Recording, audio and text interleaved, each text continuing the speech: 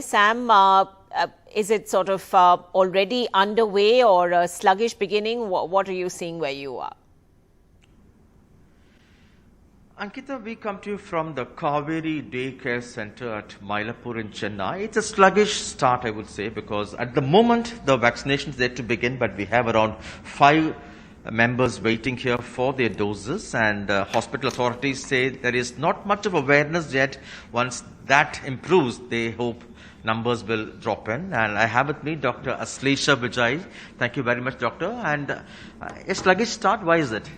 I think the government just announcing the COVID vaccine boosters for 18 plus is just been yesterday. So people are going to take some more time to understand why it's needed, right, and then probably come forward. But we've seen it in the past as well, where is it because it's a paid program there is some kind of reluctance or less numbers? I would say the awareness, plus it is a paid service compared to the previous free one. But I'm guessing people, as they get aware, they will start coming. How much do you charge?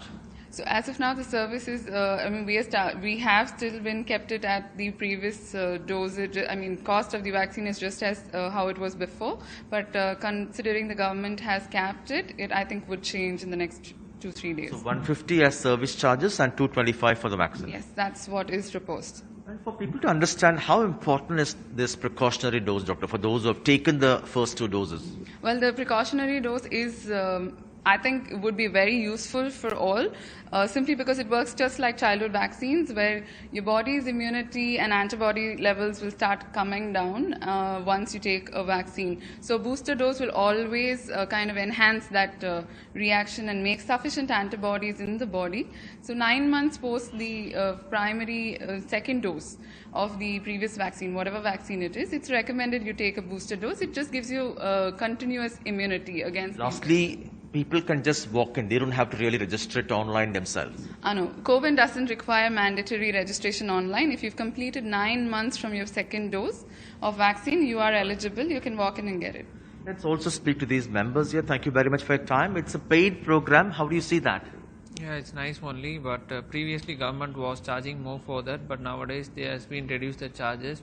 If the government was giving the free, actually. Yeah.